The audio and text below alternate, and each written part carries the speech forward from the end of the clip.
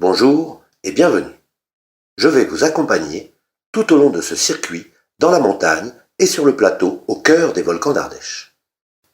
Nous avons choisi de vous présenter la montagne ardéchoise suivant un itinéraire numéroté.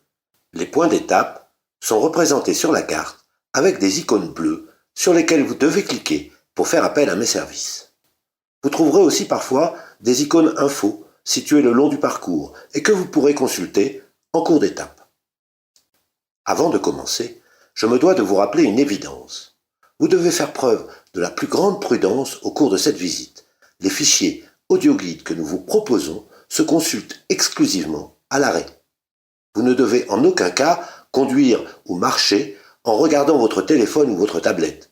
Soyez attentifs et profitez de votre audio-guide quand vous êtes sur un point d'étape. Bien, vous êtes prêts ? Devant vous se dresse le superbe château de Méras ou de Ventadour, construit probablement au XIIe siècle en haut du rocher de Rolandi, à 75 mètres au-dessus de la rivière. Je vous invite à regarder ci-dessous la présentation et l'histoire du château dans l'un des petits films, mettant en scène les actuels propriétaires, Monsieur et Madame Potier. Et son épouse vous accueille toujours pour des visites pendant la belle saison. Si la porte d'entrée est ouverte, vous pouvez monter, mais il vous faut monter à pied depuis le bord de la route que vous allez emprunter tout à l'heure, de l'autre côté du château. Devant vous, un joli spectacle, la confluence de deux rivières, l'Ardèche, qui coule à vos pieds, et la Fontelière. Ces deux vallées, paradis originels et routes historiques vers la montagne, sont celles que nous allons parcourir au cours de cette balade. Ces itinéraires sont très anciens. Une borne miliaire a ainsi été retrouvée au pied du rocher de Rolandi en 1859, dédicacée à l'empereur Constantin Ier. Elle est aujourd'hui visible près de l'église de Pont-de-la-Baume. Le pont qui enjambe l'Ardèche, le pont Rolandi, date sous sa forme actuelle de 1892, tous les précédents ayant été emportés par les crues. En effet, lors des épisodes cévenols, les cumuls de pluie sont très importants et les dénivelés abrupts qu'empruntent les rivières leur procurent une grande force. Les crues sont brèves et destructrices. Les deux plus importantes sont celles du 21-22 septembre 1890 et 21-22 septembre 1992. En 1992, il est tombé en 24 heures pas moins de 450 mm d'eau par mètre carré. C'est ce même orage qui fut à l'origine de la catastrophe de Vaison-la-Romaine, dont vous vous souvenez peut-être. Ici, de ce côté du Rhône, cette année-là, l'Ardèche est montée de 17 mètres au pont d'Arc. Ce jour-là, à la confluence des deux cours d'eau devant vous, s'est formée une vague de 3 mètres de haut qui a descendu le lit de la rivière à plus de 30 km/h, emportant tout sur son passage.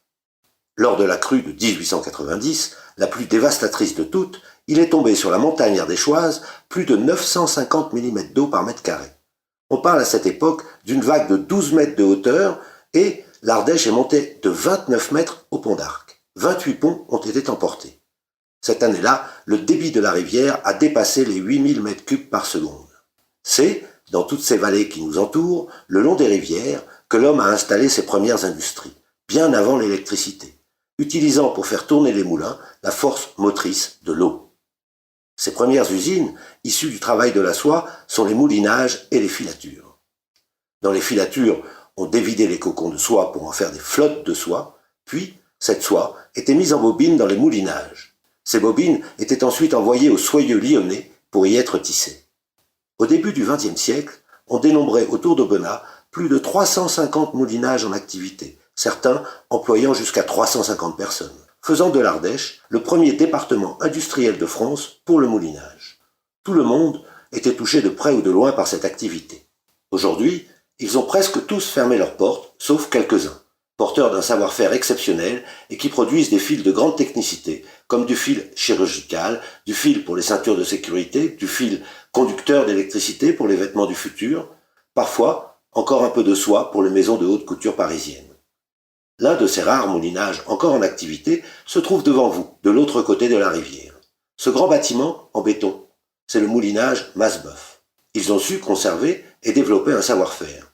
Ils sont aujourd'hui détenteurs de nouveaux brevets, comme des fils résistants à la coupure, fils silicone, fils rétro-réfléchissants. Ici, au croisement des vallées, se superposent les coulées basaltiques des volcans de la coupe de la Fialouse, le Répic, et du Souillol. Ces deux coulées, émises à des périodes différentes, ont comblé des vallées préexistantes. La première coulée, le Répic, dans la vallée de la Fontolière il y a 35 000 ans, est recouverte par la seconde, issue du Souillol, qui date, elle, de 12 000 ans. À l'échelle géologique, ces volcans sont très jeunes, et l'homme a bien dû les voir en activité. Avant de reprendre votre voiture et de rejoindre le second point de notre parcours, la cascade de Pourchérolles à 9 km d'ici, je vous propose de consulter le savoir plus ci-dessous. Une fois dans votre voiture, redescendez au village, tournez sur votre gauche et rejoignez le pont sur l'Ardèche. Juste après le pont, tournez à droite et suivez la direction de Montpezat sur la départementale 536. En cours de route, vous trouverez sur votre carte deux points info. Le premier, juste de l'autre côté du château, vous indique le chemin pédestre qui monte au château. Le second, quelques kilomètres plus loin, vous indique l'emplacement de l'écomusée du Moulinage à Chirolles. Après avoir traversé les hameaux de Champagne et après les bâtiments de la SAMC, en face de celui du syndicat des eaux de la Fontolière, empruntez à droite la petite route qui vous mène au belvédère de la cascade de Pourchérolles. Allez, en route, on se retrouve là-bas. Bonne route, soyez prudents.